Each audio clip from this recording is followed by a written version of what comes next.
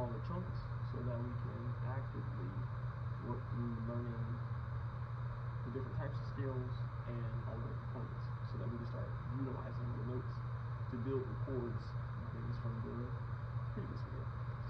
So notes are just the names of each of the sounds that are available to us, and a scale is an arrangement of those notes using things we call whole steps or half steps. The whole steps or half steps are just the distances between the first note and the note that comes after. That's also the definition of what we call an interval, which I spoke about in the first video. Just the distances between two notes.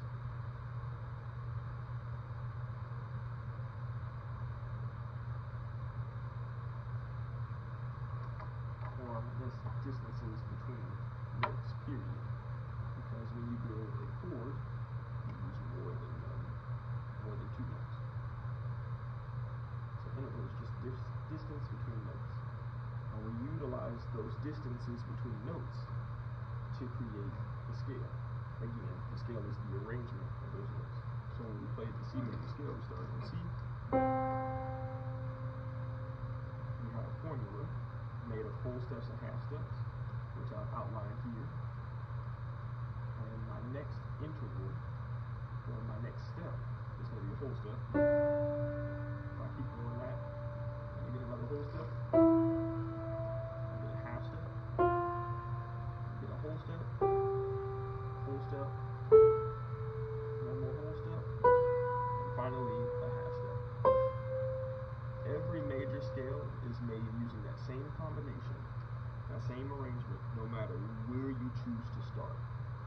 Now, how it sounds is very, very bright, vibrant, very happy, very expressive, and that's generally how we tell the difference between a major scale and any other type of scale. Now that we have that in mind, I want to talk to you about a key. A key is what we consider the scale and the notes, the combination of those notes that are available to us. So in the key of C, because I have to cut that part from here. But in the key of C, I'm aware that at least I have the scale note C that starts and the scale note C that ends it. Now what are my notes in between?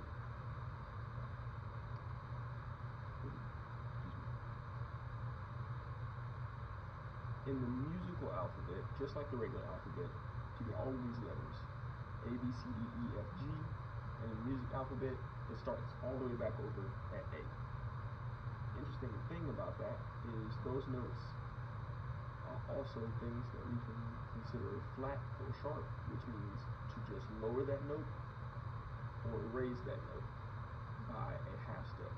So we're going to introduce some of those in another type of scale momentarily. I will give you that back up real quick.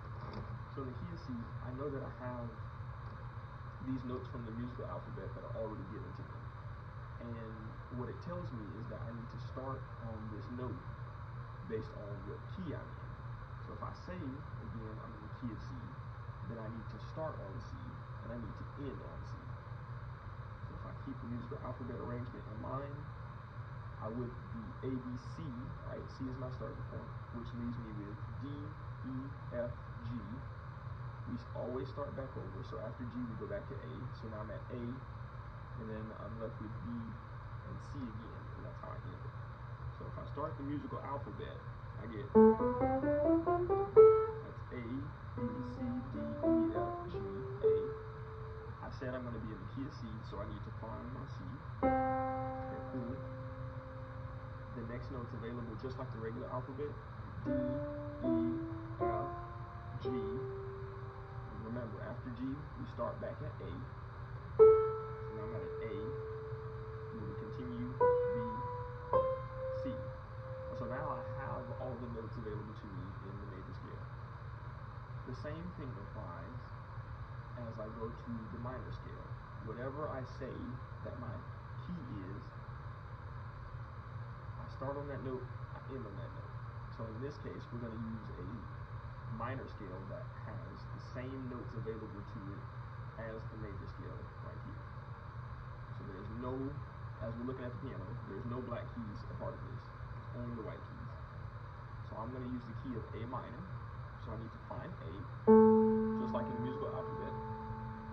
B, C, D, E, F, G, and A. So I started on A, I ended on A.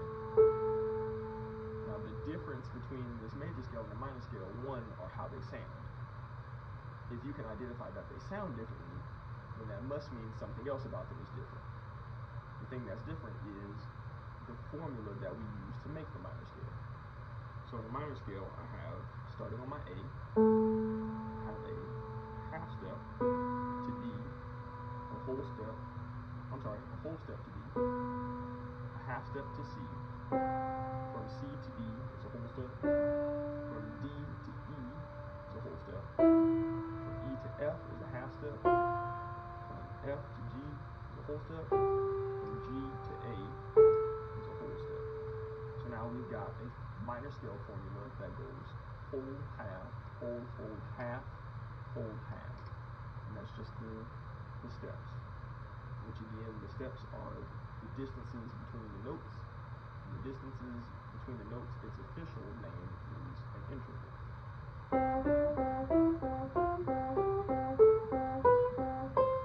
All of those are considered intervals because their distance from our first note, C, is different than just playing on C itself.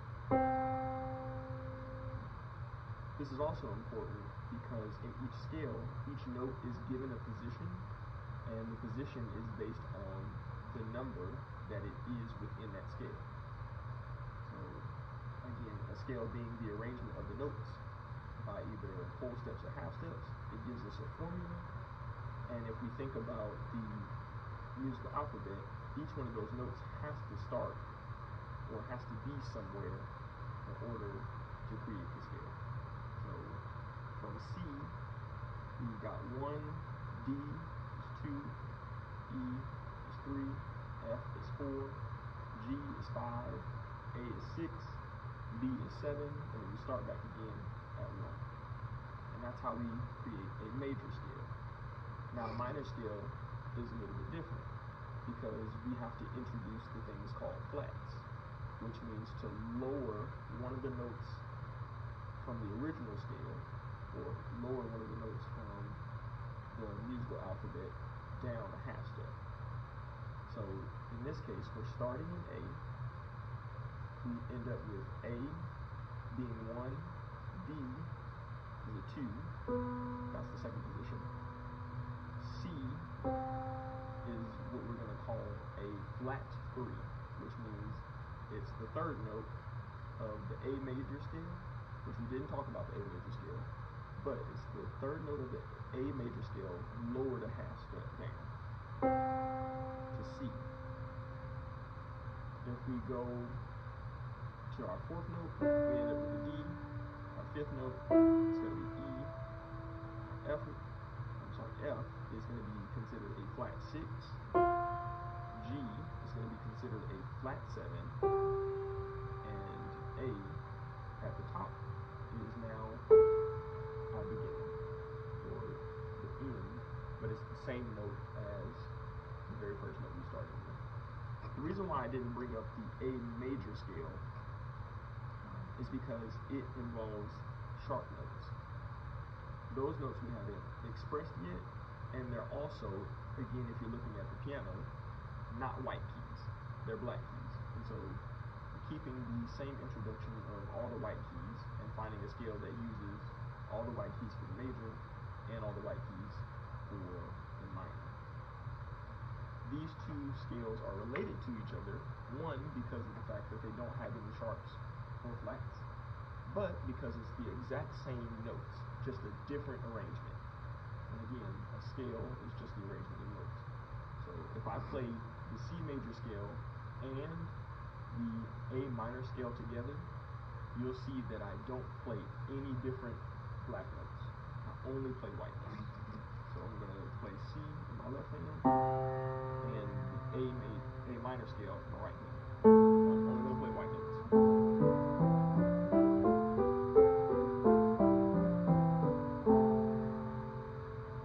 So they're related. A is a note in the C major scale. It's the sixth note of that scale. And if I was to go to the A minor scale and look for the C is my flat 3, or in the lower third position. So again, all of these note names come from the musical alphabet, which is A through G, and then we start again with A. Each scale is just the arrangement of those notes in some order, right? And in this case, our order is either a major scale or a minor scale. For a major scale, we have the whole, half, whole, half formula. And then for our minor scale, we have whole, half, whole, half, whole. And again, that formula is based on the distances between each note. What does it take to get to the next note? In our C major scale, we started with a whole step going to D, D to E, with a whole step, E to F, is a half step, F to G is a whole step, G to A is a whole step, A to E is a whole step, B to C is a half step. In our A minor scale, we started on A, and remember we have to end on A. Starting on A to D is a whole step, B to C is a half step, C to D is a whole step, D to E is a whole step, E to F is a half step, F to G is a whole step, G to A is a whole step. Now,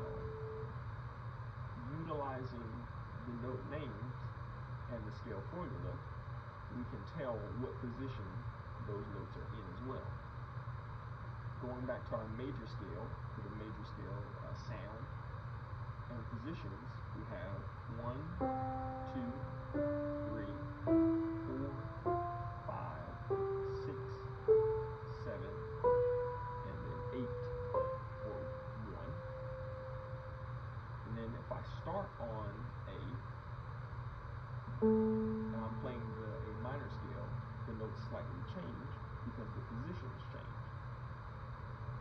So we've got, or you can say that the other way, the position change because the notes slightly change, because this is a minor scale and not a major scale.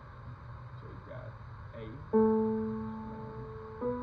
B is 2, C is flat 3, D is 4, E is 5, F is flat 6, G is flat 7, and then back at the very beginning or the very end with A. Now, I know that those two notes are different, even though they're the same note name, they sound different.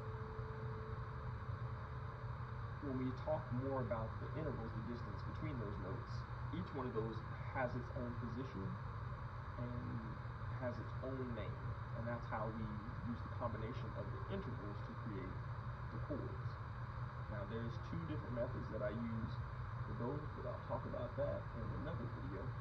In the next video that's coming up, I'm going to go exclusively through all 12 of the major scales that are available to us, and that will help you understand why